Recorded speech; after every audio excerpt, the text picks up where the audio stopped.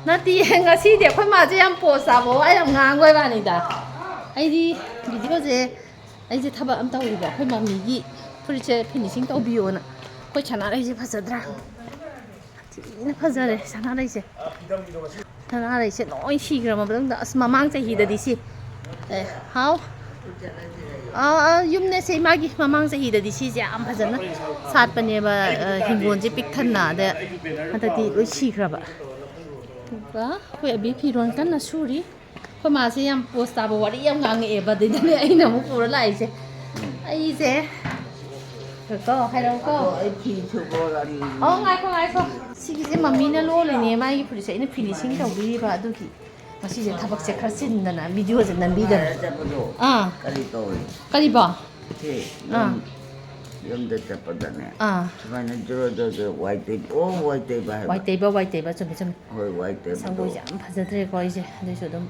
tai ho ji kan je ise khara shortest oi ri du chem sa ba je ngam ngam tra hai ro ne ma kali ba kai do ge ba gi ba gi ba du se ni ko ba go hari nate bir hari dia beri do dai gi de ba ko na kap pa se gi baba khara hong na hai ro ta dren da ai da kapi ba ba do le ram da baba pokok ni punya tu dada hai ada aman baba saya aku baba tu tik lai berda ada tahu dada pokok mau apa macam Ini saya capot capot game kau hai bagi ni.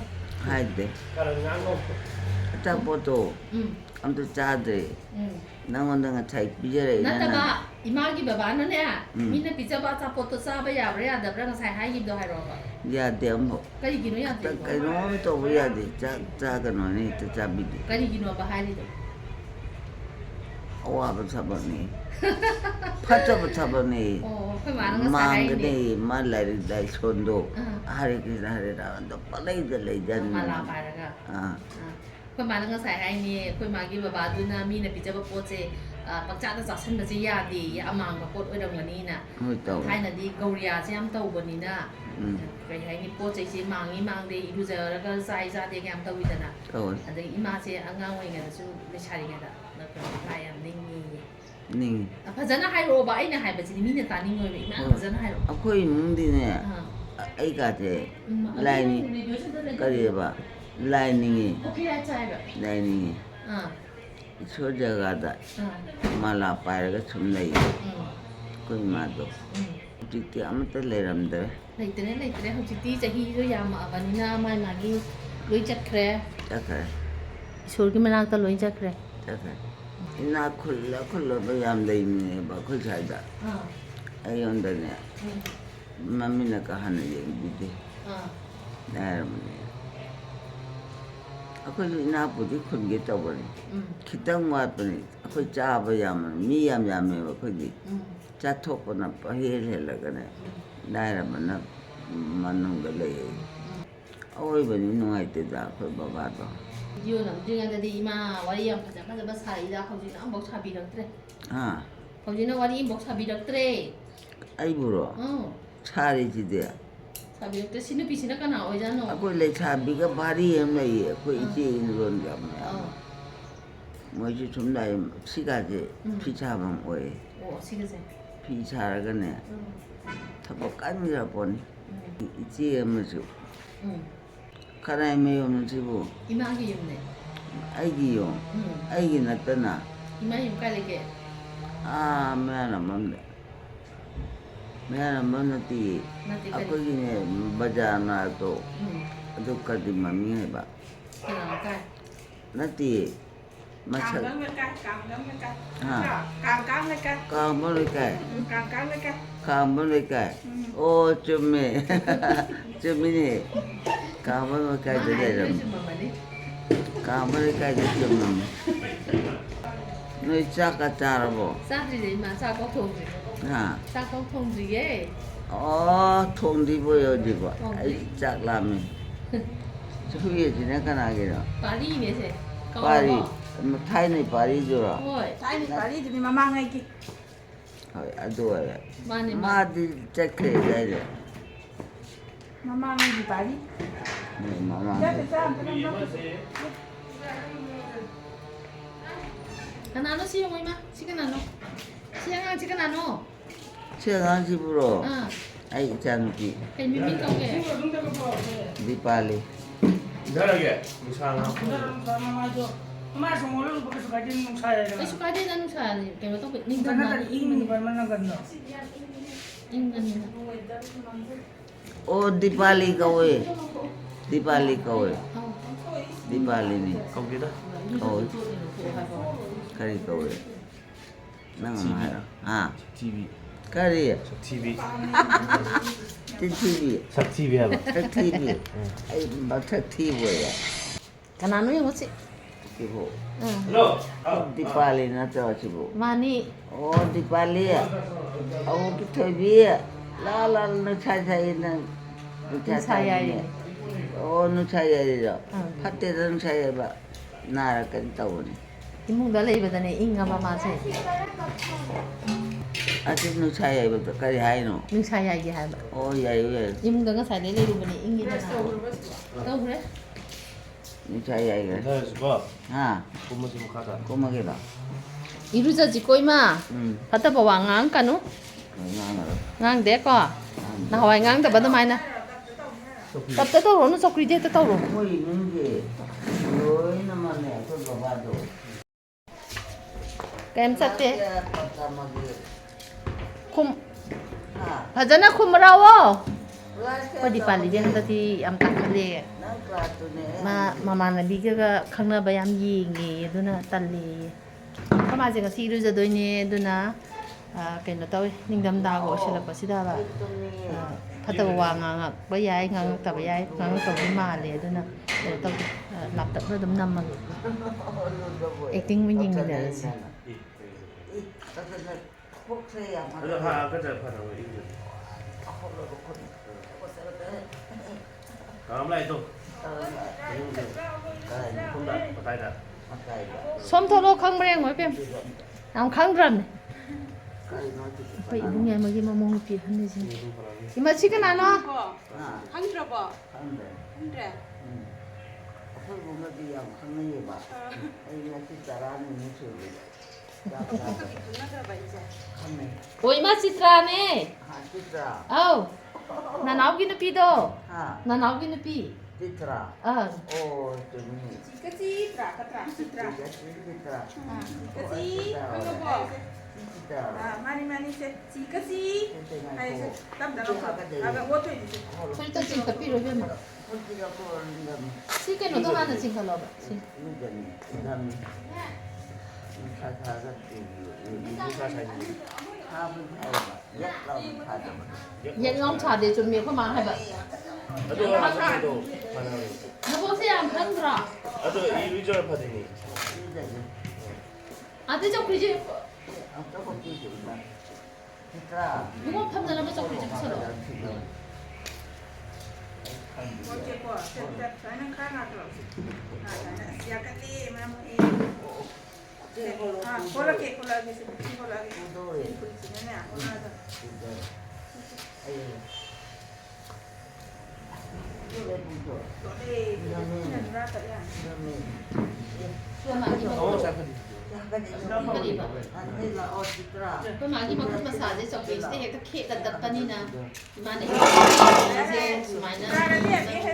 좀 이제 좀 갑자기 밀리는. Ra nó phải bắt đầu bà. 치카빠들 놓고면. Đúng rồi, cái nó khác là gì? Cái làm lạp bên khác là cái gì? 까지 놓는 나ppe 나ppe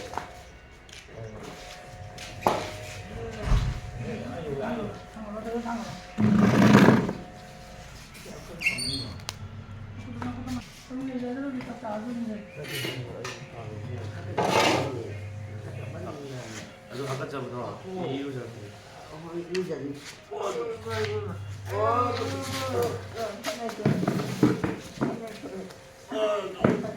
나이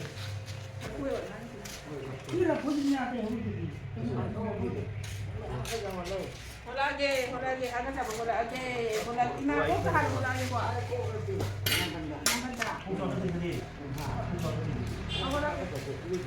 ya bra mai bra holora 잉만이는 내가 가서 오라카니. nyai to kan ko ma 지금 그 웨더세 누차 약 사대 하지 마나. 맞아. 지금 만든 거 이나 는 홍띵호. 홍띵호가.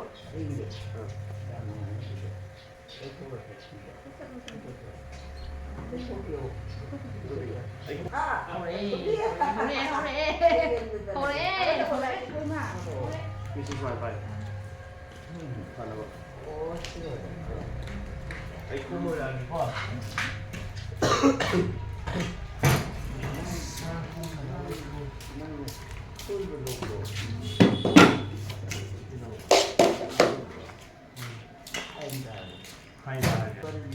하나 몰라요. 너는 돼. 아주 또 누구네. 잠깐만. 그래가 일일에 어떻게 좀 해야 되니까. nyai te san tu zaru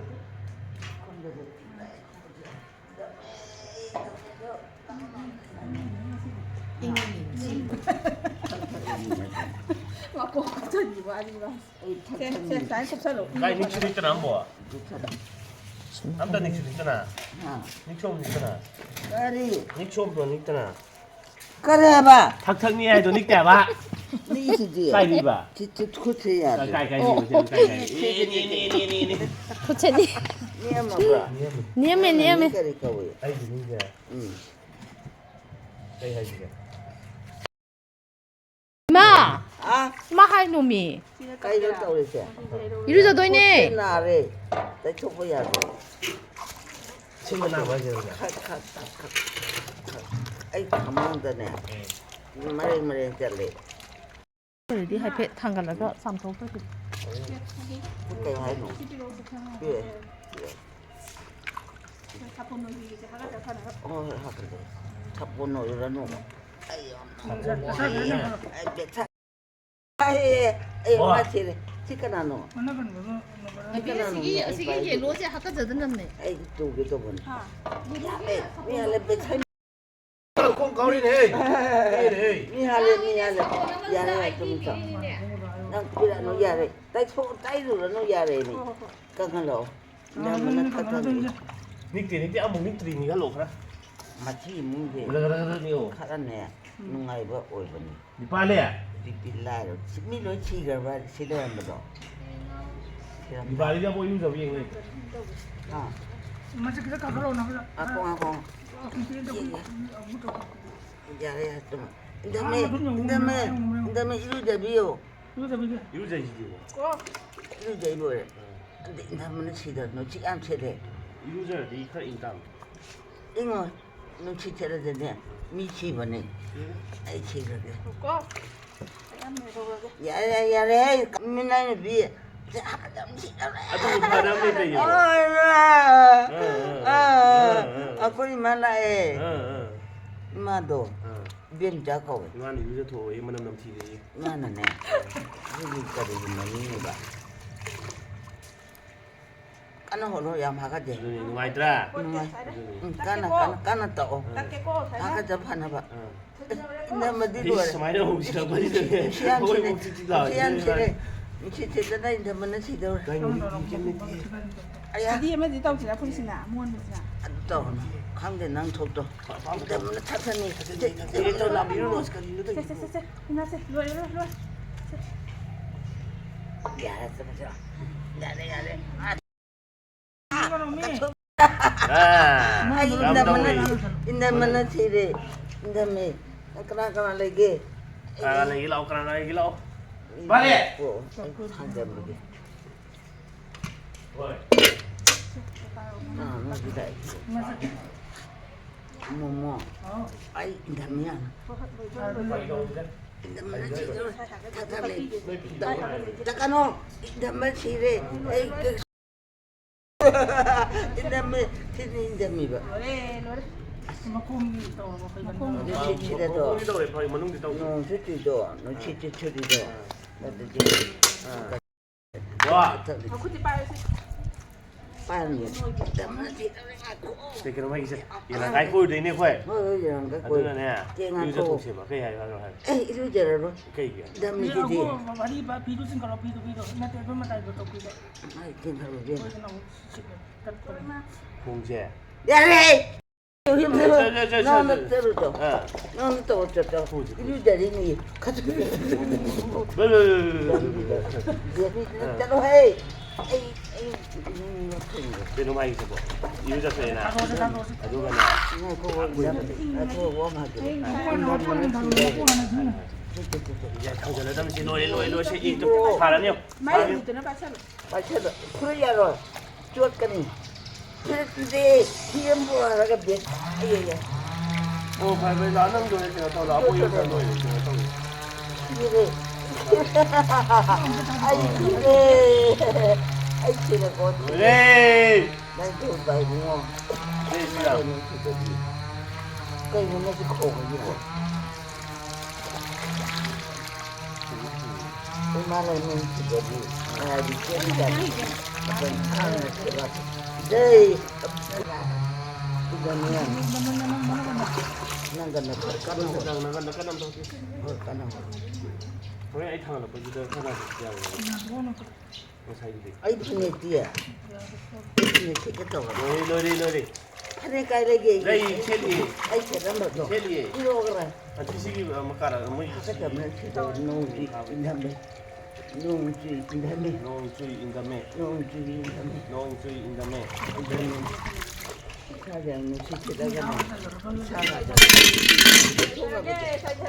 내 통나무도 필요 내 통게 내 통나무 필요 자기 만능 그 방글보다 쌈통하고 Lôi. 내 차를 끊어 Đây cho nó thế này. 오 너도 얌차해 Ngoài thôi kìa. 응 얌차해 내 통도 되니 Cái gì đi. 이따 나 진짜 그래 Cái gì nó sẽ. 안 뜯어가고 내 사람은 좁대다 난 미나이 그럼 안 통해. 안 뜯기잖아요 초로가 한우 웨이브 맞지 잡았다 그래 한우 베이브 이러저비리바 야래 이러저비리 마사나 나 그거 신경 털터무니 원래는 탈천이 뭐또 소리야 그거 되나 보라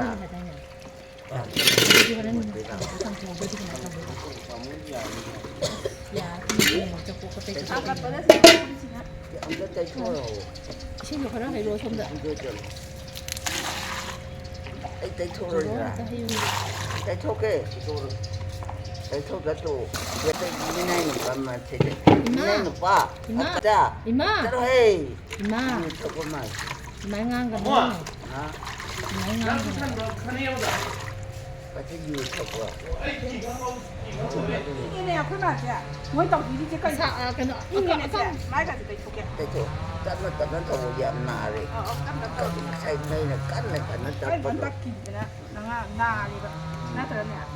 나 봐요 하나나 아야야야 깜깜. 아야마 아야야야 cái gì hẹp như thế này em vẫn tập sắp lắm phải cái này tao mua 2 giây nữa nè 하이드다 너무 떡이야 눈치 안 치래 아주 난 애기 싫으면 싫어 까라이나 챈는 똥이라 Thế nó tôi này. 애기 챈는 나때 Cái 내가 này nó tôi đi. 애기 챈는 나때 Cái này nó.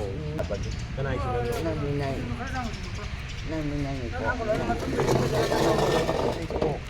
대초 그용다 먹디 이거 진짜 한 쪽에다 배는 천지 싸먹으라 먹도 한 쪽으로 해봐 내가 오늘 빨리 진짜 빨리 까리. 빨리 고쳐라 이마 그 쇼하이데 그 쇼하이데 빨리 고쳐라 Thì có chết tôi nói là gì nha. 콩깔 징크로 하니까 맞았다 징크로 야야 참 야야 야야 나마 내 지지선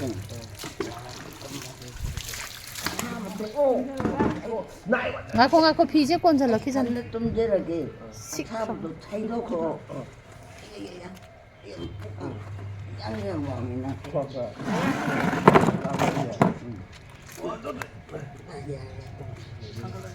좀 비라. 마콩도. 이 있잖아 봐라 비라. 비. 나는 여자는 삐. 근데 아코이 무기 민나도 불만이 안 파제. tìm cái thầu cái 잠시 cái lô chiều chắc là bấm lên mình sẽ 뭐뭐. đó 쟤들님 아빠한테 또 오셔라잖아. 그냥 너 카미데 뭐. 하면은 지들 터터니. 어디도 그냥 너 카미니. 가만 만든데 아이마 저랄라 너네 저기 착각도 왜 하지래 이놈가 야래 이마. 사 강할로 Căng rồi đấy. 버버 Đây thuê. Căng ấy. 강할로 아니 그만 타나 안 퍼버잖아 형 퍼비. 좀나래 뒤가도 봐 đấy rồi 미치지 쳐버리네 타가 안 퍼버잖아 하네 뭐. 그러니까 좀 파가 풀어. 이까지 그러니까 좀 밥장 들어. rất đầu sửa sử dụng sáng ấy là gì đó 막판도 피부로 쏟아지더라. 내 통로 뭐 피부로 야오야. 지체 때 저거 생탄 들어가면. 사실 그냥 아까 뭐 아다이도 타는 거 누가 몰라 미쳐 보고 있는 거지. 내 초돈 아들 내 타고. 초고 내 초가버리 저기. 뭐라니 뭐내 초 à, không không 이러면 피도 không mấy giờ 굳이 가자 비자 빼들라면 어 야래 아. 이인도 저렇게 좀 육내 이제 아까도 그러니까. 가이가 되지. 진짜 투나라 난간도 또 호비요 이러면 이러면 이런 타전 내 초로 아사부터 그러니까 아예. 한때 야야야 할밤이 안 떠란.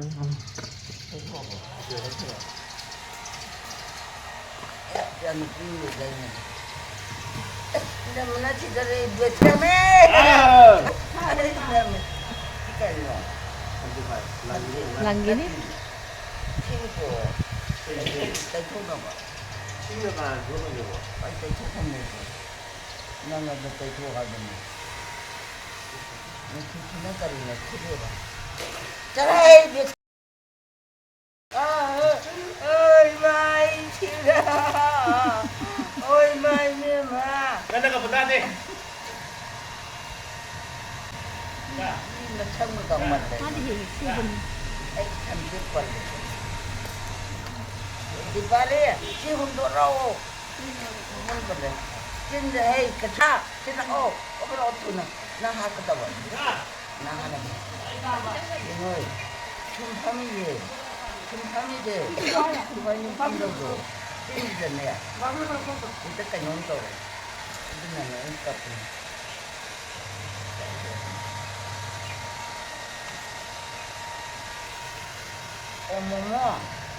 어머머 không 쫄리 bro tôi để thích ăn ăn được 강아리 강아리 잡히는 거 아주 탁탁탁탁 가만히 둬야지 나는 이제 뒷장이잖아 나는 집에 누굴 잡으면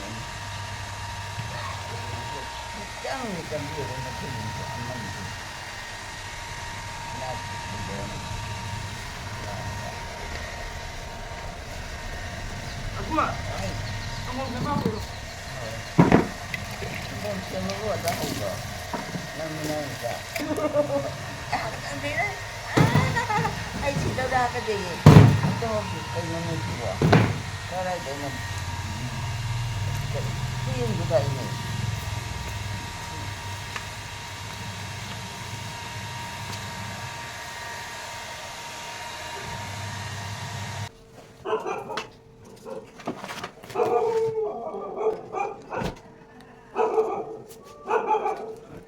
뭔지 럭토 그러게. 뭔도 럭토 어디가 파잖아 타러. 그 마기 방세 스마이나 얄 매트리스 하나 타래. 아두가 얄 매트리스 기 마탁시다 시기 워머 블랭켓 세 시마 타래. 아두가 시기 피 그노세. 시기 랑다르세. 나와이 코이 피가 하이바니 탐동게 하지 앙데. 시기세 목 타래. 아두가 거기 닝마 바세. 삼투 피마 목 타자가니 거기 마판 톡산바 유버 거다 거다 데다 목 피지다 오나 하나 좀 산적이나 봐. 스마이나 타자라니. 또 콩롬도 얌 탐제 콩지나 그래 잉해 봐. ಅದನ್ನು 콩om다 담비래. 여기 마탁다 뭐 바퀴 닥세 다라니. 그거 그냥 뭐 바퀴 닥기 뭐 돈지. 어? 맘미라 파발라 뭐. ꯃꯣꯝꯄꯥꯛꯄꯤꯗꯛꯀꯤ ꯃꯇꯣꯟꯁꯦ ꯃꯥꯏꯀꯩ ꯃꯔꯤꯁꯦ ꯁꯤꯁꯤꯗ ꯑꯩꯈꯣꯏꯅ ꯀꯤꯁꯤ ꯀꯤꯁꯜꯂꯒ ꯊꯥꯕꯤꯔꯅꯤ ꯀꯤꯁꯤ ꯀꯤꯕꯁꯤꯅꯅꯦ ꯑꯩꯈꯣꯏ ꯃꯣꯝꯄꯥꯛꯄꯤꯗꯛꯁꯦ ꯌꯦꯞꯁꯟꯈ꯭ꯔꯀꯥꯟꯗ ꯂꯦꯡꯕ ꯈꯣꯠꯄꯗ ꯅꯥꯟꯊꯣꯔꯛꯄꯁꯦ ꯅꯥꯟꯊꯣꯛꯇꯦꯕ ꯁꯨꯃꯥꯏꯅ ꯀꯩꯅꯣ ꯇꯧꯔꯒ ꯊꯝꯈ꯭ꯔꯒ ꯃꯥꯏꯀꯩ ꯃꯔꯤꯁꯤꯗ ꯂꯣꯏꯅꯃꯛ ꯌꯦꯞꯁꯟꯗꯣꯏꯅꯤ ꯅꯪꯒꯤꯗꯣ ꯈꯤꯇꯪ ꯂꯨꯖꯗꯧ ꯃꯥꯜꯂꯤꯗ ꯁꯨꯃꯥꯏꯅ ꯊꯥꯖꯤꯜꯂꯗꯤ ꯇꯤꯡꯉꯒ ꯂꯩꯔꯅꯤ ꯁꯤꯅꯤ ꯑꯩꯈꯣꯏ ꯃꯥꯒꯤ ꯇꯧꯔꯤꯁꯦ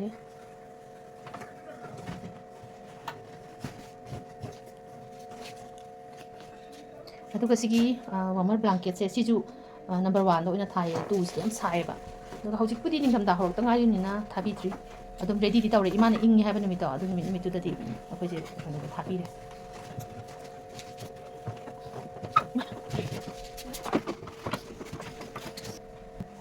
ꯑꯗꯨꯒ ꯑꯩꯈꯣꯏ ꯃꯥꯅ ꯂꯨꯝꯕꯨ ꯂꯨꯝꯕꯨ ꯁꯥꯔꯒ ꯑꯗꯨꯝ ꯂꯩꯅꯅꯕ ꯁꯤꯒꯤ ꯍꯦꯂꯣꯖꯦꯟ ꯕꯜꯕꯅꯦꯕ ꯁꯤꯒꯤ ꯍꯤꯇꯔꯁꯦ ꯁꯤ ꯑꯣꯏꯅ ꯇꯧꯋꯦ ꯁꯤꯗꯤ ꯑꯣꯛꯁꯤꯖꯦꯟꯒ ꯌꯥꯝ ꯆꯥꯗꯕꯅꯦ ꯁꯨꯃꯥꯏꯅ ꯇꯧꯔꯒ ꯅꯥꯀꯟ ꯅꯥꯀꯟ ꯑꯅꯤ ꯊꯝꯕꯤꯔꯦ ꯏꯆꯦꯁꯨ ꯂꯥꯛꯑꯝꯃꯦ ꯃꯝꯃꯤ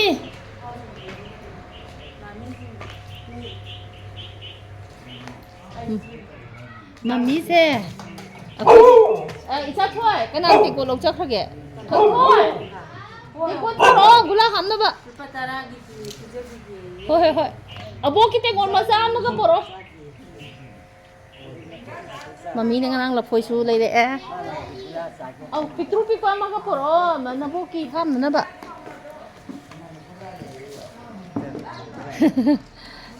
ꯉꯔꯥꯡꯗꯤ ꯑꯁ ꯃꯃꯤꯁꯤꯒ ꯏꯃꯥꯒ ꯋꯥꯔꯤ ꯁꯥꯕꯗꯨꯅ ꯀꯌꯥꯝ ꯅꯨꯡꯁꯤꯈ꯭ꯔꯦ ꯑꯍꯥꯟꯕꯗꯗꯤ ꯑꯩꯁꯦ ꯚꯤꯗꯤꯑꯣ ꯅꯝꯍꯧꯗ꯭ꯔꯦꯕ ꯑꯗꯨꯃꯥꯏꯅ ꯋꯥꯔꯤ ꯁꯥꯟꯅꯅꯤ ꯈꯪꯗꯕꯅꯤꯅ ꯑꯗꯒꯤ ꯐꯨꯔꯤꯠ ꯂꯣꯟꯕꯒꯤꯁꯨ ꯌꯥꯝ ꯆꯤꯟꯕ ꯃꯇꯥꯡ ꯑꯣꯏꯕ ꯑꯗꯨ ꯅꯝꯃꯤꯅꯦ ꯉꯔꯥꯡꯒꯤꯗꯣ ꯑꯗꯨꯒꯅꯦ ꯑꯁ ꯑꯩꯈꯣꯏ ꯃꯥꯒ ꯃꯕꯥꯅꯤ ꯃꯃꯥꯏꯗꯒ ꯅꯥꯟꯕꯤꯔꯗꯅ ꯇꯧꯕ ꯑꯍꯥꯟꯕꯒꯤꯗꯨꯗꯤ ꯎꯗ꯭ꯔꯦ ꯃꯃꯤꯁꯨ ꯀꯞꯄꯦ ꯏꯃꯥꯅ ꯉꯥꯡꯉꯛꯄꯗꯨꯗ ꯑꯗꯨꯒ ꯃꯃꯤꯅ ꯄꯨꯔꯛꯄ ꯕꯤꯁꯀꯨꯠꯇꯣ ꯆꯥꯒꯦ ꯀꯥꯏꯅ ꯆꯥꯕꯗꯨꯗꯤ ꯅꯝꯍꯧꯗ꯭ꯔꯦ ꯀꯣꯟꯅ ꯑꯃꯨꯛ ꯈꯖꯥꯏꯗꯒ ꯄꯤꯕꯗꯨꯗꯤ ꯅꯝꯍꯧꯔꯦ ꯕꯦꯇꯤꯅ ꯍꯥꯏꯔꯛꯏꯌꯦ ꯃꯥꯁꯨ ꯌꯦꯡ ꯂꯩꯔꯝꯃꯦ ꯃꯊꯛꯇ ꯊꯥꯡꯒꯠꯇꯣꯏ ꯅꯠꯇ꯭ꯔꯣ ꯏꯃꯥꯁꯤꯕꯣ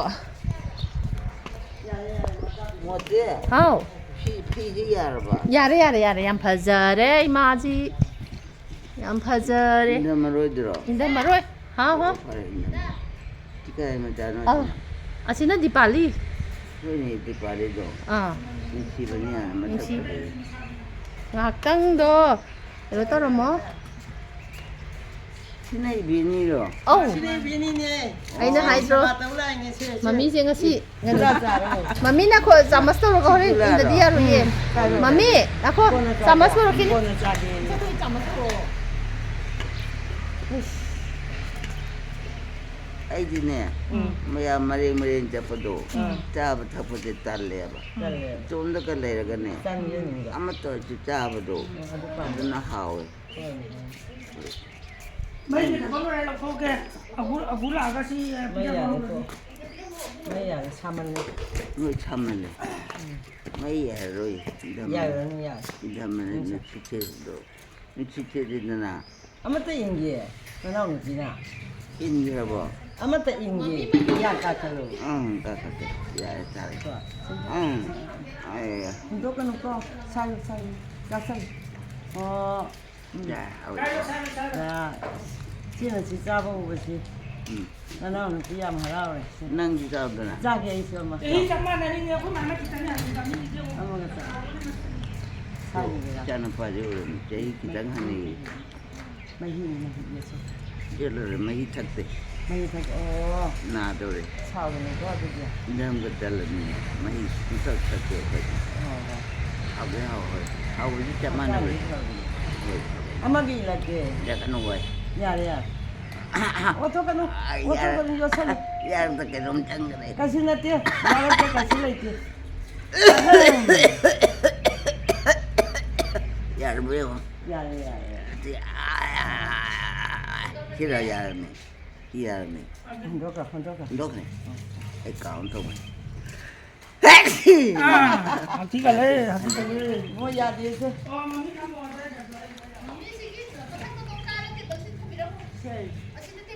ꯑꯣ ꯕꯤꯅꯤ ꯅꯪ ꯆꯠꯂꯒꯦꯔꯣ ꯑꯣ ꯂꯩꯌꯨ ꯑꯗꯨꯝ ꯂꯩꯌꯨ ꯅꯆꯥ ꯃꯌꯥꯝꯁꯦ ꯑꯆꯥꯄꯣꯠ ꯈꯔ ꯄꯤꯖꯊꯣꯛ ꯆꯥꯕ ꯍꯧꯔꯗꯧꯔꯤꯁꯦ ꯀꯩꯀꯩ ꯆꯥꯕ ꯍꯧꯗꯣꯏꯅꯣ ꯅꯪ ꯀꯩ ꯆꯥꯗꯣꯏꯅꯣ ꯌꯥꯝ ꯆꯠꯁꯜꯂꯨꯅꯨꯀꯣ ꯃꯣꯃꯣ ꯌꯥꯝ ꯆꯠꯁꯜꯂꯨꯅꯨ ꯌꯥꯝ ꯆꯥꯁꯜꯂꯨ ꯍꯣꯏꯅꯦ ꯃꯤꯅ ꯄꯩꯁꯥ ꯄꯤꯔꯣ ꯍꯥꯏꯔꯗꯤ ꯄꯩꯁꯥ ꯂꯩꯇꯦ ꯍꯣꯏ ꯄꯩꯁꯥ ꯂꯩꯇꯦ 네, 근데 와. 잠아. 아이 기다려 보라 보라 이게 또 나가면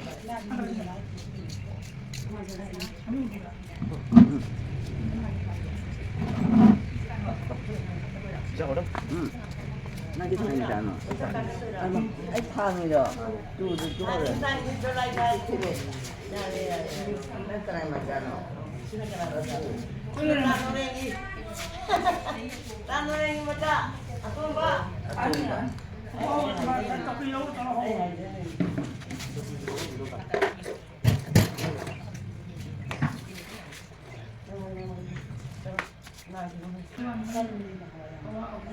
Mana pura pengen mai, nang kata dia. 사람들 다 Jangan buat. Jauhi. Hang apa? Ai kami dia. Itu jadi.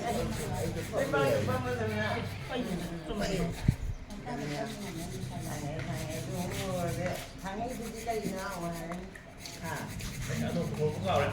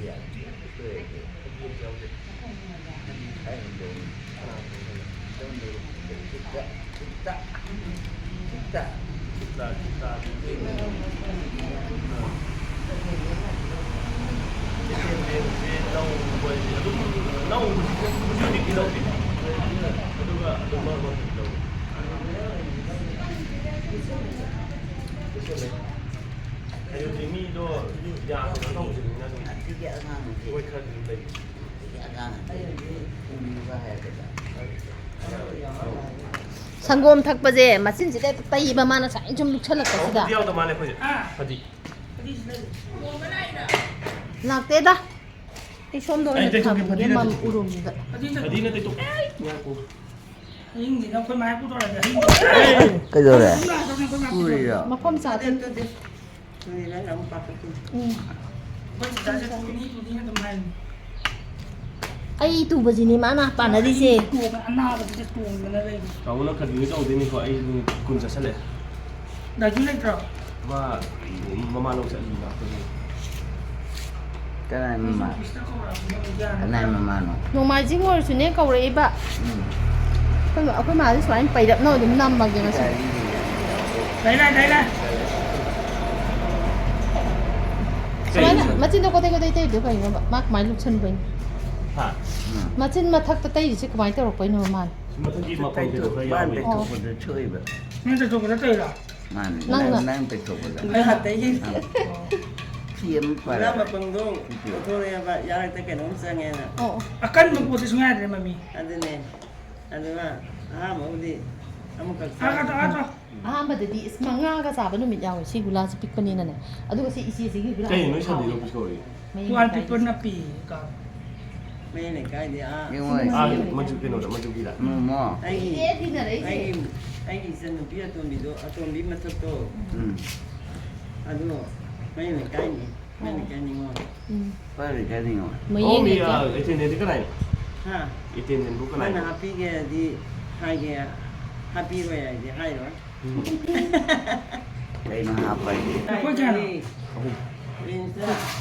뭐 싸우자. Một tí là tí. 에, 뭐 감소 그래. Năm là. à nằm mấy giờ thì ra được Cao vậy. 알람 그래.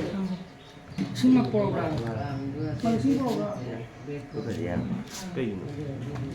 Chẳng hạn gì. 아. Em chẳng nên gì. Mỗi giờ mỗi giờ. 맞지 때문에 이렇게. Mẹ ăn gì mua tờ mà. 게임 무슨. Dùng mẹ ăn gì. 어디다 시다. Ồ. 시기 페노세 예로지는 더 보시네. 랑데 국가나 커데바. 아침만 딱 내게는 간접을. 뭐 지금 mẹ ăn. 하나 보면. 뭐지? 이제 부분에 맞잖아. 다음 주 있어. อ่า 다음 주 있지. ค่อยเนี่ยตัวนี้อ่ามาไม่จิจะขับอะไรเว้ยมา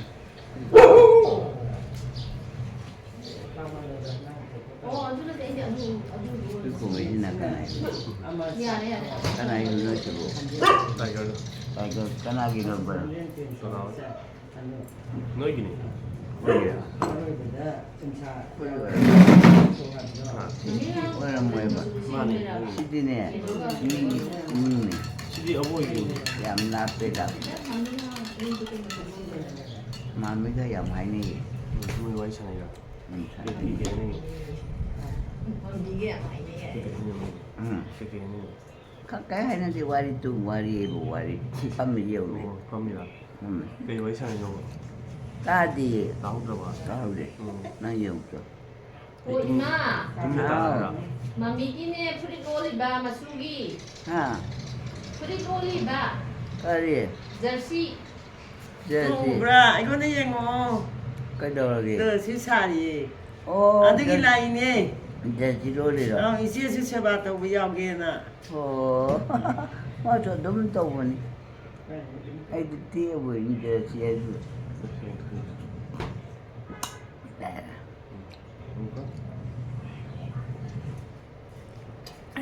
Madu madina na lo isa la kai na so to ka. Simen na mai ko happy re ka ne. Ne na sa ni da. Khi bỏ hay cái này để lại 사 감독이 되더라. trai bữa nay một phần từ đó mà mình được coi những là coi gì nhỉ nó cái này nó thay được chiếc cái nào là cái này kia nó có ta đóng đầy vậy 가나노. rồi ít chả mà 많이 맞아야지. 어. 나나네. 나나 시디네 모이기 바바드나네. 아야능이 예민은 그저거 어머머 아, 너 이거 어머머. 이거. Ai bra ko sa. có này thì bênนี้chắc không bỏ Sa ka. Lai ye lai ye. 이마기 바바도 게 민거게. bênนี้rồi 시간 잘 아니 베니 나예 예린이. đúng hao lấy rồi của Kuzi wat lo ma le. 거기 와 너무 마미 이마기 바바도 게 민거게. 봐봐 어. 봐봐 thì mà sẽ không được Masa khang dre. 사이디 미르하리 거위. 마마니 겐자 거위 등항에 아무무니 인차가 강강히 해봐. cái đúng bên nó đủ Ma kong ja hing dong he hing dong ka no phi ku thali ba. Hing ne ma da sa go le ba. Ôi nè. Không nó phi ku thali ba. So ne hing dong de. hay nó phi cho lấy Chala ku tak chala. phải nhưng mà 시간 시간 넣어봐. mà cái này mình chẳng chưa 그다음에 hay làm này mà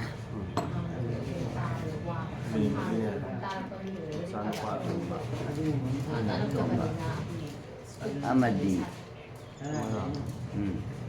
나 아들 giảm anh ấy gì ra gì phải giảm 식용티로 한 파인 하나로.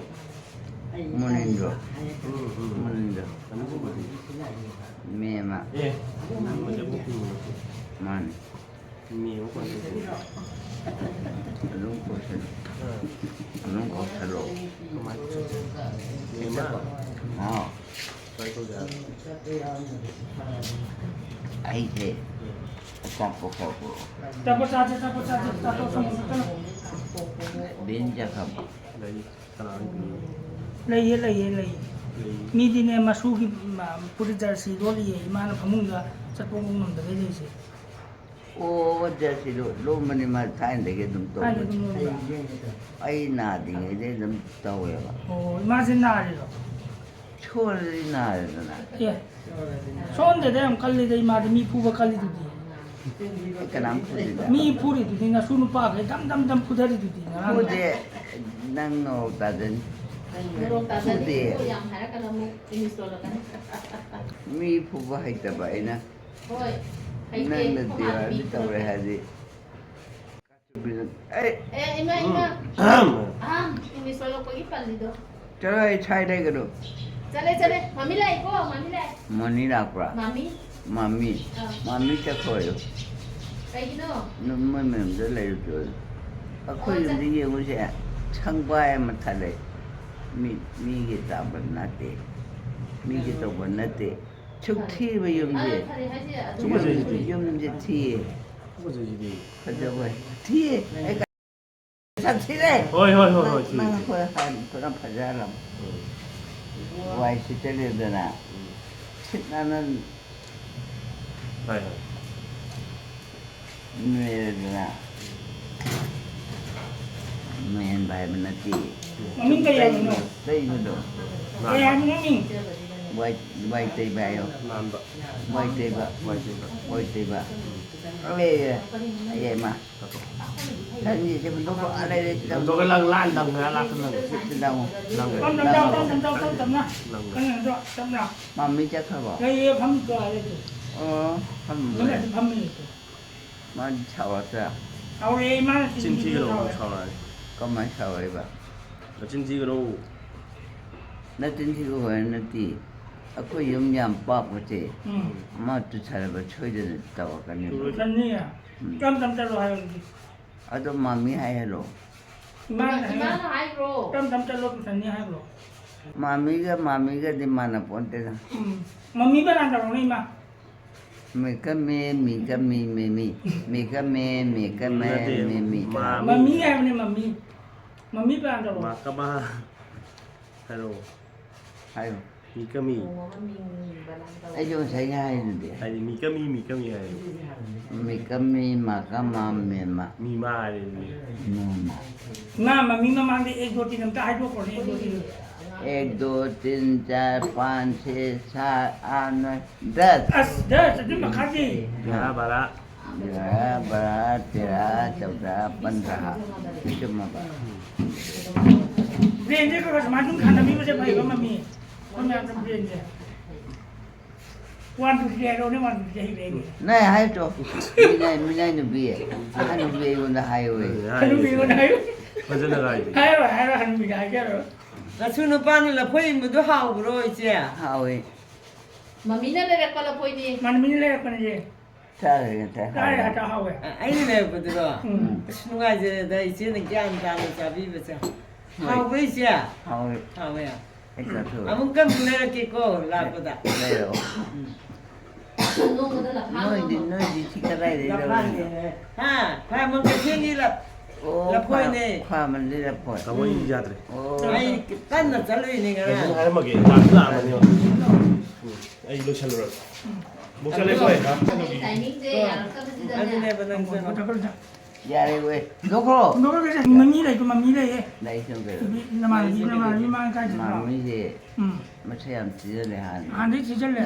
하는데 그 지금 와서 찌질. mami ko sa chizal le Oh, ba, han di ni aku guna macam. Yang pasal Aku orang. ni ni, Hmm. aku ani je. Hmm. Oh, jatuh terleba. Kerai cari ba. Nam helak sana na. Hele, Dekat pun nam helak sana na. ada kondang dah dalam dah nana. Dia jadi kuda kerja. 마루 야오기 너기 Malu. 뭐뭐 나 보여 미네 дай. 하이라 용기도 관는다. Ya kata. 아주 말아 내가 저때 카메라를. Yung ning dari ma. Nanti, Yung dia. aku ada ni mesti beri. Oh. Mami cakap dah, mami cakap ni hai ko. Haja cak ma. Hai tapi tu. Friend dong orang cakap hai ko ba. Sak suni mami kan baje. Pi le na pen ma le thoi kal le na kal le maya se kari pa no kan dia ba. 야리 야리 야리. 아 야리가 땡아이. 아들이 야수고 딘자에 띠부동 아이 딘시시하는 거. 맞지 깬네 봐. Ma ke tula ko ja. Si kitang kan ba jaga ya udne o thole je. Pulang tin na te. Kasi kan ano. na poi mai ai hi kan ba do Nanti, asyik nak batin baik. Namang nupi ni namang nupi ima iru je biram ba do ji. Oh, di Bali lo. Rameshwari. Rameshwari. Di Bali kan cakap. Di Bali mung dale ngai ko pe kha ne hi pe kha. Oh, 이탈리 이탈리 시아이나 Kuda kar je. 이탈리 시 Kuda kar je. 민경 뭐 있잖아. Ma ke ni ne. ke 아, 호라바 호라바 어떻게? 어떻게 야 비마. 어떻게 너 참고 내 짜네. 아야 똑천나 반주야 땀을 어디 발에 자 맞진 네가 놈이 머리. 그다음에 배. 진 네가 놈이 나 맞진 좀 많이 이거 좀 따지 마 한다 그 뒤에 이제 아이디 뭐하버네. 나부터 버네. 나 되자 이제로 자 저이 바바이 보는 거 보러 뒤에 피자 좀 마밀레리고. 레이에 이거 토가 너 짜로 아이는 레려보니 어. 하우는 짜토 아웅 자그랍니다 많이 피자 도 인사 짜토 하우는 짜오 자. 짬바콜라니 레이요 하나 좀 바꿔라. 괜찮아. 나가 아이 지금 비에도 알어. 아이 근데 이마 이거 먹고 잡았다 우리 이 자리 사이 동대 대자기다 미리 체크해보. 레이에 오. 아이 레이니에 네, 요래 운누 차이에요. 거야 이거 아이고, 네, 너 차이에 믿어봐. 나래 후망 쫓아봐. 어디 이야기? 너한테 이야기 뭘? 너가 이런 거래. 마미씨, 뭐뭐? 아이나스타 마미씨, 까나는 TV가 더우리. 전단 가동네 보고 야 이행 가동네 콩은 봐 사람 기지 야 들어. 야니 아도 우리 난 와래 떠버린다. 와니 또 보내. 어. 미래로래. 뭐는 팀전이? 아주 얇아냐. 아. 안때 이까이. 뭐나 까이로 뭐는 망이도. 진짜 뭐 이게 거기 다시 떨어진 이마만 저런데는 안 말해 하고. 아이 진짜는 강대나. 까불어 그 많고 뭐 이제 뭐 진짜는데 나이봐도 아이 까오 그래 봐. 착한 데를. 이마 복탄 파이 마산 박 나 그럼 뭐. 땀파기. 어두는 나 사람 박 진짜 나 이제 나 사람 박. 이마 복기 마사. 그래. 이마 보기만 짜도 양파버니. buta kan 나 그거 짜는 ina ko je buta kan je 카레 도시라. 진짜 얘기 마마도 ja aga to 아이고 이양 논다고 해. aga to aum 리티냐 아이고 초라버니. 같이 봐고 나와 이제 kan ji do ta ta no 눈티 ji do 눈티 있다면 나와. 아이 잘라버냐. 말라게 하이다 하이. 아주 진짜 하이로 아무다 하이비다. 뭐 나는 비저래 난 단제. 단내 때보다 포. ya po ma min le ba be ni na le be ni 오 베리나. ko ni chi dra 잠깐 뭐 na ye 베리. sa ba ni ye sa 함로 잠깐 뭐. la ye tu ma mi se le tu 그저 누차야요. ja ye pi lo ri ba ma su ki ne pu le lo ri ba ma di lo ba hai tra 하이다 네가 있노. 그도. lo ni re ma so 너랑 아마. 하이람들 매양도 ni jang ni bo 인정해. long kot chung cha ga hai dai nya 아무도 합의되나 마이엠다 아, 마이엠다 합의되건다 먹는다. ma ye ko mi 아이 차리 왜 모자시다 그거를 난 차로 아이디 까오래. ka 까오래. 아이 이거 신비야 ma cái nào cũng có cái lo do le na sun pa la ni im jang ro ni 야래 im jang ro ni 임장대. 하오링이 이제 cái mà mi mai pam do 응 mai ta cha la kan ma mi ne ba ai la tu ma pa do 응 pa pong sa do ni chang ba da 아이 저도 아저씨 네네 nyam no ai tra ko ji cha ama ju le ko ji cha chi no ga ta li 아서 아코디 마미 공야 사바니네 하고 좀 다제 콩지 마 반도 도가 좀 미네가. 아서 저기 아주 사도도 또 우리야 보지. 인사나니네 뽕을 미는 시대 타득기. lu ngai ko ma mi am na 아이마도 따르는데 많이 아이만 잠깐만 잠깐 mi di am no ai cha na 아 am no ai cha na 누가 ko jang pulap sa ra ni na 마미게 아니 마치 우리야 이거 부이래 시야니 로 해야 되나 굿 너무 해야 되나 고 좋아야 되냐가 홍차지 맞은 말이네 마미게 맞자마 죽을래 때다라 le te ye le te 오 레또 se ko buta ka 마이때 보비더니 보이고 오 뭐비디래 mo bi je khang ro ma 강해 khang ya 타이는데 좀 강. 하는데 좀 강릉에 돈 많이. 자, 아까 도세. 그러니까 자, 맞아래 왜 하는가? 하. 그날도 항이가. 이만한 하는데 까리. 뭐뭐다 하는들이 영원한. 미라고 제 박칼레 맘이. 미라고 제 박칼레 왜 인스도 라카드라나. Mami memang lain male ini soal kami, aina sekarang don kami kasih baik. 노래 하이데스 노래 리브데 좀 에이 밥까 하이브디 떠오르고 비범스네고 아도 지금부터 마두양 빨래가 아tatpa스는 내 왕암대비 아들네 다이네. Migi 한주 tahu hari. 말라 잘랍니다. 고시간에 말라 잘나리고 말라 잘리네 잘리지 지금 뭐지 파나 보내 봐. 진디부터. 많이 아두부지 아두 하이게스 또에 떠오디에 코이는 띠네디 아주 남 방바디 떠온답니다 Na hawa ya koi abu muju mala sari, magi mala do lagi, aina hudi he jadi.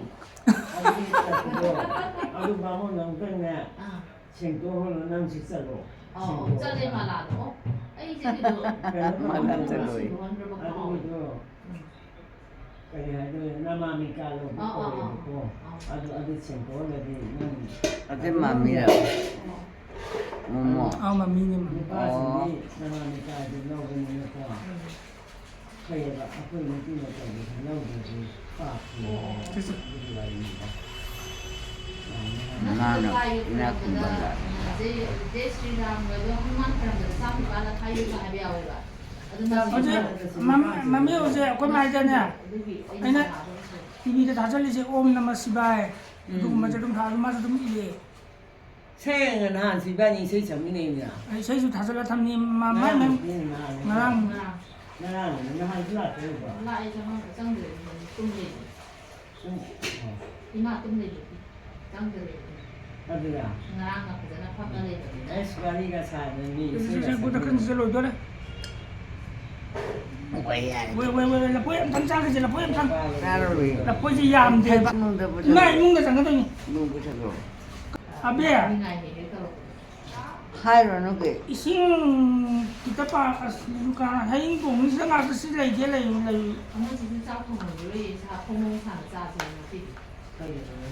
Ayun ka tahan ko dia ngang kaya yung dati ko nga tayo na. Jadi kalau masih sendiri na niya, pong sana sana. Asal kita ni kita pong mama dah. Mami na bro. 나에 Kay 아까 또 아. 모자 사리에 모자로 모자 자시로 자시. Hausa. 나산 모자 사리에도 나자는 비원 뒤에서 땀이 마나 딱비 Okay. 안중이 내내 나랑 실라이도 Ah. 이란이 체이들이 Wait, say.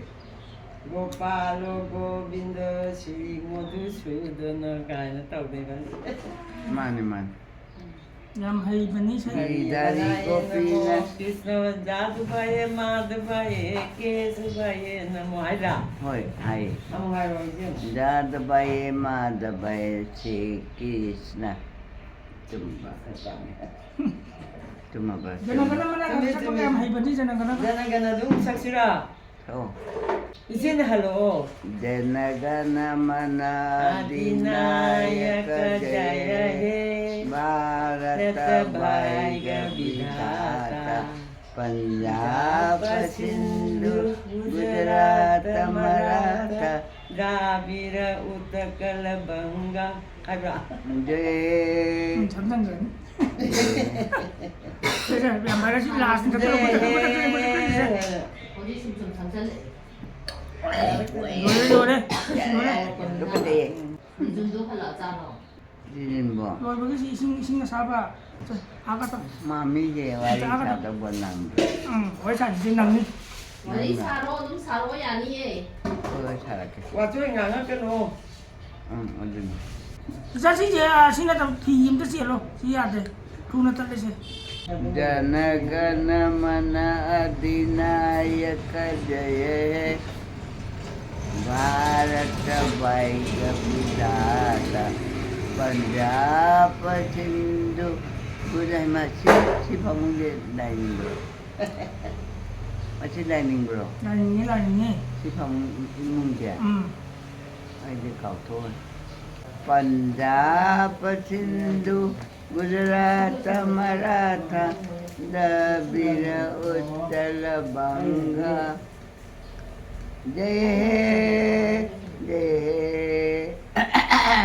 जय जय जय जय या बात จากลาจากลา chắc cha để cho tôi à chứ mà mi rồi một chiếc pháo đây bằng ใน này พี่โรลินี่ à คุยมันจะคุย 프리 로리에 이마. oh คุยโรลิ 로리에. ô mà đi làm hay vậy chắc cái hay đó 마미 집에 구박 떠오른 게.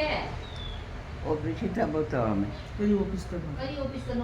có rồi không rồi ô bị cái này này chắc lên mà จะ mày อากันมันมีคุยมาเจแต่ละคุยมาสิงสิยองมันต้องยองมากู้มาจ้ายาวสิ Thôi. สมมติว่าโอ้โทรกันนี่เราโทรกันนี่มาในเงาอะไรสุดเนี่ยคนนั้นมันเล่นนะตัวเดียวจ้ายังไงจ้ะก็ไม่ได้ลงทุน Ai chú tàu nó nhà thì ra bên mà mấy cái đồ xài em thấy không ăn cho mày มาหัวโฉบเป็นมาเลย ấy bị sâu chưa 어, 마미 집 엄마 소름 맞더라. mang theo nó lên thì đâu đâu cần gì ai vậy qua qua nụ cười nó mày bên นุ่งไงไปเลยนุ่งไงไปเลยจะอากันต่อโหเลยแล้วพ่อมาหน้าสวยเลยจะที่ยายแล้วพ่อมาหน้าจะที่เห็นจังแล้ว đôi chân là ra mà mấy cái cái gì đây đây แล้วพ่อจะเลยมากี่แล้วพ่อจะเลยมาแล้วใจสิ ô là quậy มาแล้วใจนั่นไปเลยบิสกุตจุเลย à แล้วพ่อจะเลย à บางทีเลยฉันนี่มันมีเส้นสีตรา gì อาการเลยสิ่งเราเราก็อยากเลย à quậy thì thay đấy thì nào อันนี้ที่ไหนล่ะ thì này đây อันนู้นที่นั่งงานแบบเด็ก Ơi.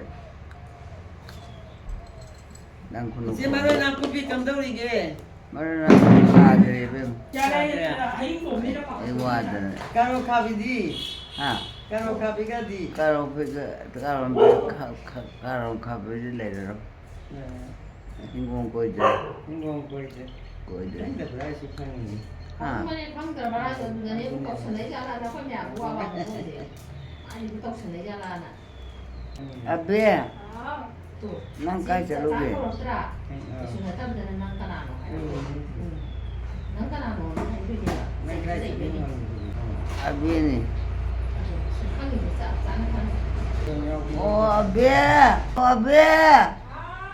năng cái cho lúc đi ra khi chú đi à phi chui rồi ờ ô phi chui vậy cái gì hay cái bên nào à cái gì hay cái bên nào cái sao ai từ dậy chụp này unin cái nó chụp chơi chơi mong gì cái giác không gì ấy à khi chú đi ấy giác không gì ấy năng cái thùng à bà cái gì thong hết ra lại ô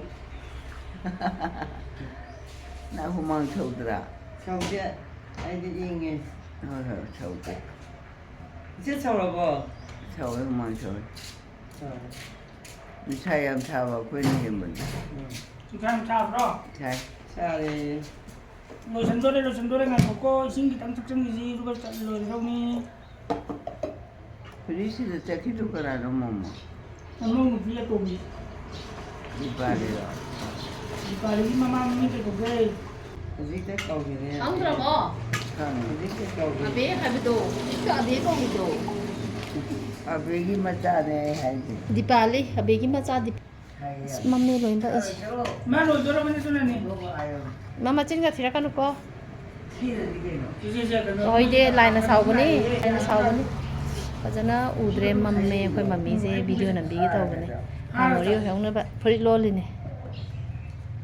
맘메네 로인바 우드레네 맘미제. 농사망한 게노 떡떠드나. cô nè cô ai gì ngắn đâu mà 로로 프리 롤로 연게 맘미. à biết chắc là bỏ เลย ô photo đâu đi 누가이트레 맘미제 아맘마다 레람니나. 아두나 거의 맘미나 롤리도 매암지. 마차누빠기 매야누빠기고 마수 매양기 롤레 맘미나. mà tâm đâu liên là bố nó ꯑꯗꯨꯗ ꯑꯍꯜ ꯑꯣꯏꯁꯜꯂꯛꯄꯅꯤꯅ ꯍꯦꯛꯇ ꯀꯥꯎꯋꯤꯗꯅ ꯅꯥꯀꯟ ꯅꯥꯀꯟ ꯃꯁꯤꯡꯁꯦ ꯏꯔ ꯄꯨꯈꯤꯗꯣꯏꯅꯦ ꯃꯃꯤꯅ ꯁꯤꯗꯒꯤ ꯑꯗꯨꯒ 한두가 있는 타오면 한두에 아, 한두가기 내봐. 어. mami para se pasana tawa ya terminanya 어, sigi tulsi je 응. kha drop amani thada raga dum si loi ko me ka miaw ma ro dana 왜? si last si pisak ko ni sing jamga du me tin no phare ta 딘 잣. no su phare 파이. 한두 파이. man drop hum ne drop 마미 작업을 lai ye lai 해 ye 마디 me ka miaw ka 마디 작가디 잘봐 자, 이제는 비전에 다네. 거의 그대로 비전에 돼요. 이제 그래, 자 비전에요. 이상부로 응. 난 짜는 건 이제 아이 짜는 거는 이제는 짜는 거 누가 이노 아주 짜게 짜면은 세. 아이 짜는 건 들어있대 아주 se lo se 비싸. se lo se lo se mong tam no ndo ka to ni ခွေမအနုတ်ရှိပိတ်ရခလေးရမယ်အစကဟိမနုငိုင်တရေဟောစီတော့ရင်းနေဒီတင်းတော့ဝ ka စီ pa ui bu de le thao te ba ji chi ra kana no ko ko ren ma sa lo nam ta giờ chỉ có lối đi sang đấy cầu nó thao 난 이제도 많이 되다 미 타박 주라기 처리 주라용이다 이거. cái là tên thì in không suy để nó là bắt cóc nó cầu rồi 응. nhưng mà phải thì gì coi mà 아 친정만 해야 이지에 되는 나가나. 거야. 진짜 ไม่되고 진짜 mấy đi 뭐 ừ 꼭꼭쟁아오래 cô ngầu đấy à 꽁어버지 좀 나가보는데 ừ 야되잖아 ya 방생대 ya bằng chân đi bà 방생대 cái bằng chân đi nó có to 코토브 야돼 rồi đi sinh nhật cho chưa 응 chưa à 친구야 뿌득뿌득 떨어. 하이디 nó 하이디. là hàng cái gì ô tô mẹ vào thì ô Dạ, tô về. nhà 누가 thế 하이디. là ra ra đi tới tàu đi mẹ 인테토 그냥 이거도. 인테토 야되지 cái nó có tâm nào có tâm nào 딴 야돼 또 ừ 요한대로 어디다 rồi sẽ cứ ta coi chưa am cái đâu đi ngô 오래 봐 cái đâu đi ngô 괜찮아야 돼 em trai à 야돼 아이 싫게 또 보네 rồi sẽ 아이 싫게 sẽ cái là cái gì rồi 아이 싫게 sẽ 시험은 안 돼. 눈은 더 불고. đâu cái 아이, 이거지네. 응. 나쁘게 나쁘게 강들. 그러면 손도 탄도 고. rồi sẽ thằng cô sẽ cứ ta cái gì này 생각고 어. 안난 범위도 어. 안다 봐 탄도 게. 한국 거는 제한 딱 들어 콩콩콩. 어 제한 딱 들어 제한 딱 선지 누구 제 한국 그제 그거 nó phải tàu kia 아기 라스키 베라지 야레토 야레토. 또 나신데 또 게. tôi thì thằng 가 리준 거로 리준 보냐우라 거자기 과자게 거자니 과자지 가깝요. 됐어 과도 그 땅자게 봐. 얌잡을 냈다. 응. 그땅 그땅 기땅자지 기타 됐다 됐다 이제. 데뷔. 데뷔 대수야 돼 뭐. 좀더 되게 봐 눈에 봐. 3년도 내내. 아금 땡토가. 내가 한번 자기. Thì lắm mình sẽ cái này nó 응. cây nó hay đủ. chào anh đi rồi chào anh đi 오, 나무라. làm rồi 아이고들 남대다. đây đi làm đi 오, 난 짜게 해요. chào làm đi 짜도록 봐봐. ra rồi 오, 짜로 ngày 짜. với đâu ngày với 응. tây đẹp của nó xuống mà xin nên tây đẹp của giáo rồi mình cái gì thì cái đấy ngày ra 응. mà này cái gì thì sao đi 마 미적하고 내일 이제 레일레가 오랜 사람들 하이든이 이제 설레게 좋아요. 어, 아이고, mà mía gì cái nào nó 베니도 ibeni mà mía gì cái nào nó là ibeni thôi 미 베니고 이제 mà mí gì cái nào nó bà 베니고 왜 봐도 ibeni cái này mà nó 아, 많이 내가 저래 많이 라크라 마 이문도 câu tên là 이제 지행 치야 될거야 비리게. 쟁보 어. 카드가 세다 너희 민네 기대 완게 봐. 하 너희 민네 기대 완게. 와로 그래, 이게. 민도 응. mga tàu tưng lại 맞아. nhằm là tiền khôi mình thì nè 말하고 비들어. khôi mình đồ 생기가 티들이도. mà sinh nhật thì đi 티대 말하면 뭐 이제 생기. ya nó làm nó tàu 아이야, 이거 이거. 아주 다 꼭. 그래요, 그래요. ôi biết mà chơi mình yêu à thì nè mà tới lại rồi khôi muốn gì ngang gì gì mà làm nhà mua em bà 봐요. 나 ai nè thì nè hết tất cả một đợt bà lên bora thì hết tum bật 나머지 lại 삼천장 등 하루든. ya đi ai ya 마마마마 하우레 잉글리시 하우레. cái gì 잉글리시 로라카노. đồn đi 마미라 이디 깐제트라 잉글리시 본절리다. cái gì mà mi đi làm hay bệnh mà mi 잔돈 mà 같은 nhưng 도치라. mà 잔돈 mi 틴지라. qua hay gì chân đồn thì bị lên mà mi mà cho chalo kira 저기. chalo cho mà là chắc cái đó bao giờ 잔돈 틴지로. thiên gì thì rồi thì đó chân đồn 아노블 토레 잔돈 틴지 알베 아노블 토레죠. 아이 드라마디. ấy có gì đây là mà chân này nè chân đồn thì mà đâu phàm nữa 이나콘 비면 자원입니다.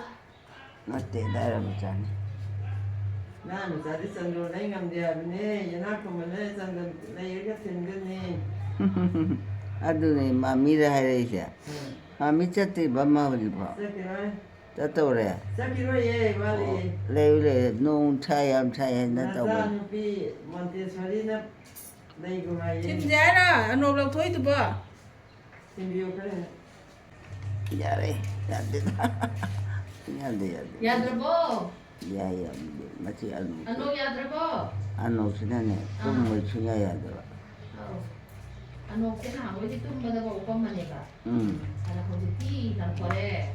ô năng lão 그래서 그렇게 ăn nó dạ được 너 그렇게 không đi yên à anh ăn nó lấy hi 안노 너 살아이라. lúc sau đấy ô bên này ô la nó mới ra rồi 아기는 공 따라든 딸이. pucari bao nhiêu bữa thấp à 까들 나 어디지? ôi cara mà vậy 하는 거라 진짜 따라야 돼. 타박. 하나지. ôi 타박 더 와야 돼. thấp bao tuổi đi phải sao phăng gì rồi nè 안 되게 배사하는데 레는 방이. ha 괜찮게. 한 개. ô tiền thiên phăng 이마 아노블 토제 틴비라. tiền bữa sao 가잖아. 나도기 배사하고. ngang tới này em nó phụ chưa con 이세기 라벌레 이러더니. bên đi gì tôi lo phăng gì 이베니제. doctor nó bây giờ 이베니제. doctor đi 마이 doctor 닥터라. nó tới doctor 코치기다 타도 세가 아노. 닥터나 티하이드 닥터. 닥터 디 닥터 나타브라. nó tới 거의 말이야. à xem mà nó tới welfare bao cái đúng hay này 아. welfare bao cái đúng hay vậy 웰페어 하브라. à 나 사이라. 너스 하브라. nurse 어. nurse 마이 마사케 하노. macha ani da ka dai ma ne macha yam de 얌디야. 마이 얌브라. ai di ba ma ma 에스케 아수게. ni pa ma pan tara 따라. 이메 얌예. nam da da nan che na dai ni nan che na ko kenage. che na 가자 이다 하시디. 미에마지 안 가자래. 이거 미에마로 이다 미에마로. ki ro me ma cái dài nhiều trong ngồi thì được dạ. ai je si cha ro ba ne 안 먹고 마지막에 깜난 거. Nó có ăn nó có cái cầu lớn. kai no ka ha lo ji bo 안 먹고 때 저렇게. tai cho ra ka no Anh nga si mai ka je gi mami je. Imam mama ka na ikaw. 괜찮은. kai ni ko 응, 까니까. kai no Ima, à không làm tới yên hả? cái rồi Sân đồ nó tới yên cái tông này. yen bi ta ai À. 네, 엄마. 이리 저렇게. English xuống rồi mà sân đồ phải gì nó yên mà bố cái mà xin chỉ cho lại chứ. Cái cái giờ đó. ka na ai ba pha je da Thật ra đi như thế nào? 저는 루파제에 봐. 저는 테레가 나오면 빈티비고 루파제에 봐. imam no pi na ti cha no pi Thật ra nó bị cha no pi ni bố mami chơi tập bài. 나 또 그래. 에이 대초콜. 난 내 걸로 거잖아. แต่ทุกทีละ tay thuốc tiền là mi cái rồi là mít tên này mít tay thuốc con này bạn 야래 야래. 아 미로 이제 초콜. là tuần tay thuốc 마미 또. 왜? 아우. 마미 빠이버다 다 초콜이다. มามีโด 응. ถ้าประกามจะตบจะบ่ เป็นบ้างไง เป็นจริงบ้างอ่ะป่ะ อืม โอ้ไอ้นี่ก็แทงให้เข้าหมดเลย อืม เป็นจริงบ้างไอ้ใครเนี่ยประชาธิปไตยพังกันเนี่ยเป็นจริง วันนี้ประชาพังวันนี้ เฮ้ยอะไรไหน 아우야 니가. 니 이들이 이게. cái này không thể con vào 니네 또 고. งาเลยก็เลยอีเจ้เนี่ยจะได้บ่บ่อะไรก็ยังไม่สิ sinh nhật thì anh em มีชีวิตนั่นสิเด้อ อืม เบียนี่เฮ้ยให้บ่ อืม อีเจ้ได้ ăn trang này เด้อจังหวะช่วยดิบุรีสิงได้ให้อยู่กะรินปานสิบ่โอ้โมโม อืม กะรินามิก็ยานมาดูจังหวะก็ให้เด้อดิสิงโมโม เอา кана기 누나시고 가리 타오지 โซโลเป็นโซโลเป็นมา 아치고 초로더라 อืม 야우와기네 지게 아코이자 어왕 물러오지라 에이 바바네 디제건 nó không mà 오이 비니 비니나 랑토리라 ha 랑토브라 로리에. 하 mua ra xa đi ấy 오 đây là 차오 xí xa đi ấy 차오 그냥 차례 못하대 phuri mà lột phuri là mà lột rồi 오 야마라 뭐이네 지게 먹고물 차양 싱이 từ uống từ 미미도 나면 이거. từ คุณร่า 난도 이걸 와마게 봐. 어떤 뭐와 하게. 난 짜, 생짜라보. ra đi 오, 짜라보. ra đi 아이, 짝퉁아 비자겠다 보니. sẽ ra ngoài thì ra đi 짜, chứ 짜레리. nó thùng tôi nó ra 통을, 통을해. thùng chứ thùng thế nào 통에. ra thùng gì ấy 마미 집이야 모르이노. trăm phải ra thùng 오, 미안해. เอา 난 저런데서 거울 먹고. thôi thôi 난 오늘 집은 미암 들어있다. 내일 집어. 난 이제, 손은 시기에 비면. มา 어? ขนมใช่แล้วแก 저거. ขนมพี่อะไรก็อาซาเจอุยดี 뚜마세. ตุ้มมาเจอนะสุนปาเกนตลาดเลี้ยงจากเงินงมวย 새는 봐야지, 까이까 지금. นะสุนปานะสุนปา 까이까 지금 마 까이까 기계. 주는 봐도 까이까 기계 봐. 이제 아마도 낭와만. 낭나. 시람다이간다 마기마테 옴도 라리타 비차게 시람다이간다 제이 시브마네. 네. 아함바 시세지 살았거든요. 맨날 왜 아니면.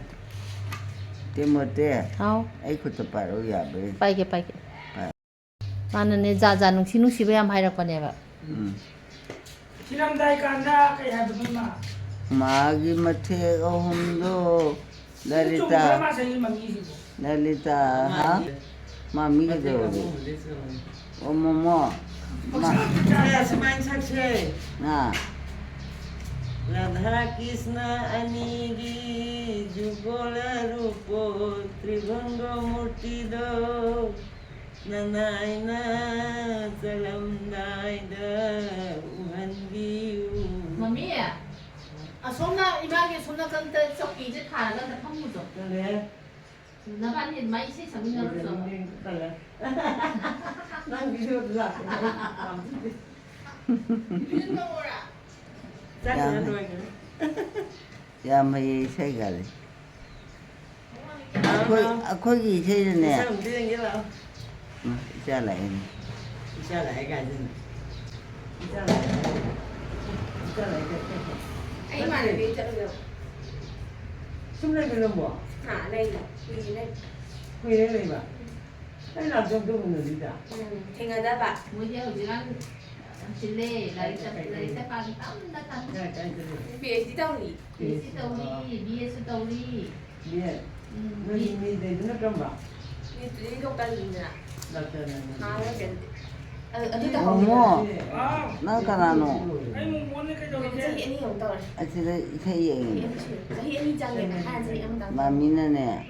이세이. Nó cũng ngồi đây cho nó làm sao đây, nó nghe hai này chơi này. 실 나오지 봐. 나오 떠나는 거 봐. 너가 잘리라. 저때 말하고 썼네. 봐봐. 나나 가라다. Không cho nó chơi vào. 안되면 뭐지? 아생은 그냥 퍼져이. 가자 그라. 퍼져이. 다시 까리 미거위. 초초해 보인다. 안 그래서 난 지금 말은 내가 막 그냥 또 그래서 그 자리라 또 무슨 상황이라. 그 자리라 이 반에 계속 시라고 봐. 예. 이게 아주 잘라 그러니까 나가면 뭐 나가나. 난 반에 계속 나가라 시라고 못하노. 그러지. 반에 만은 이거이 나가라 못하노. 아니라. 응. 까리. 누님도 하. 누님도 누님도. 누님도. 아주 잘 강이다. 그 누님이 안 해. 눈이 들어 강으로. 강해. 못하러라. 자, 그다음에 뭐 봐. 이게 미넬롬바 프리스 로이레 또 ꯑꯩꯅ finishing ꯈꯔꯗꯪꯅꯦ ꯇꯧꯕꯤꯕ ꯐꯣꯠꯄ ꯈꯣꯠꯄ ꯁꯤꯗꯪ ꯃꯃꯤꯅ ꯂꯣꯏ ꯂꯣꯏꯅꯦ close up ꯈꯔꯒ ꯅꯪꯁꯜꯂꯣ ꯑꯩꯈꯣꯏ ꯗꯤꯄꯥꯂꯤꯁꯤ ꯑꯦꯛꯖꯥꯝꯅꯤꯅ ꯌꯥꯝ ꯀꯨꯏꯅ ꯂꯩꯔꯔꯣꯏꯅ ꯐꯖꯔꯦꯀꯣ ꯌꯥꯔꯦ